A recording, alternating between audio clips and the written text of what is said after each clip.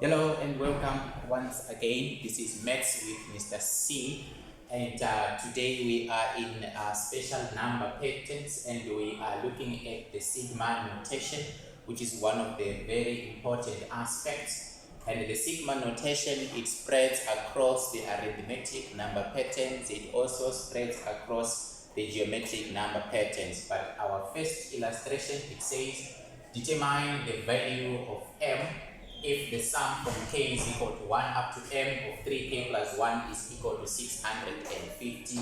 That is for approximately 5 marks. Now, developing the solution is quite simple. First of all, we have to generate a few terms by substituting the values of k starting from the lowest value, which is 1. In other words, we can summarize the left-hand side as follows. The first value, we are substituting our k as 1, which means 3 times 1 is 3 plus 1, it gives us 4. So therefore, we are simply saying our left-hand side is actually 4 plus the next term, we are substituting k is equal to 2. 3 times 2 is 6 plus 1 is 7. So plus a 7 plus the next one, k is equal to 3, which means 3 times 3, that is 9 plus 1, we can get our 10.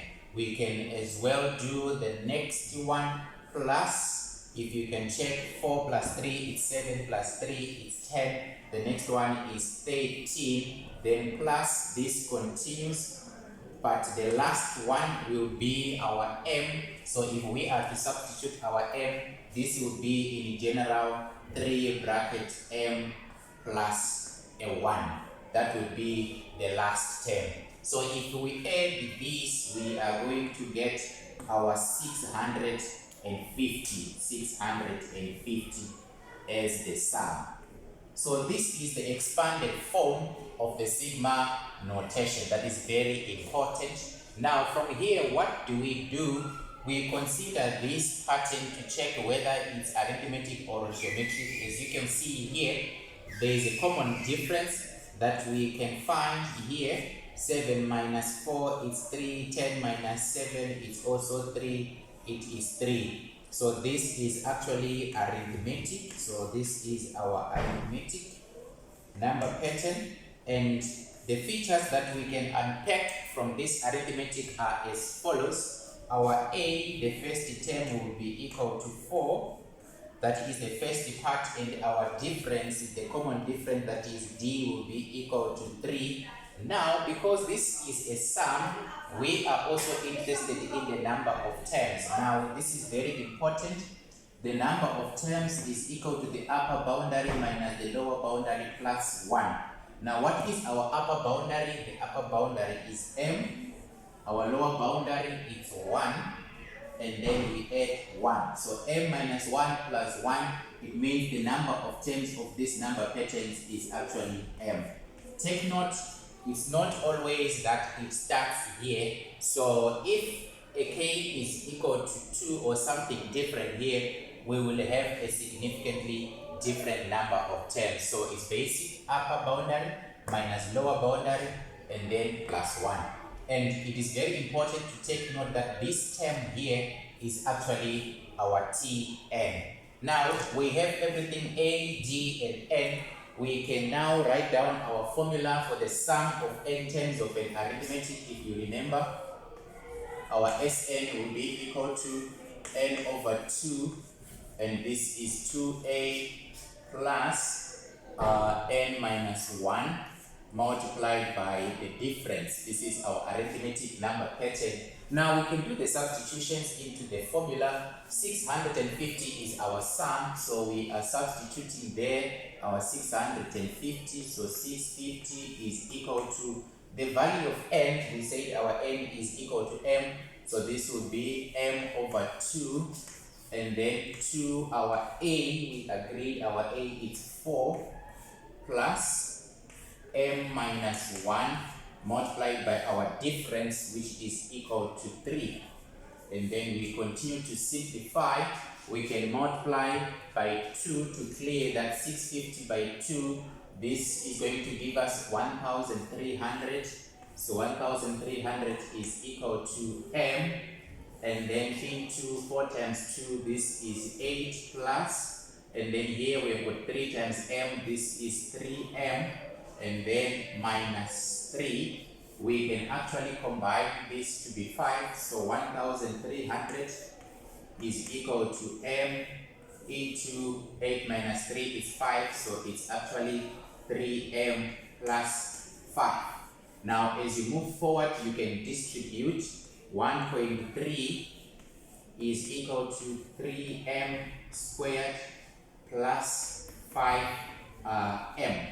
Now this is a very special quadratic function. We can standardize it. We have 0 on one side, which will be equal to 3m squared plus 5m minus 1300. Now we can perform our factorization on the right hand side, our two brackets here, and then you can use your calculator, mod 5 to factorize. So mod 5 number 3, the quadratic, our a is 3, and then our b is 5, and then our c is minus 1300, which means our first x value we found it to be 20, therefore our bracket is m minus 20, and then our second x value is minus 65 over 3, which means here we have 3m plus 65. So these are the two factors. Then from here we are solving. This means that our m minus 20 is equal to 0, or our 3m plus 65 is also equal to 0. From this one, m is equal to 20, and then from here our m will be equal to minus 65 over 3.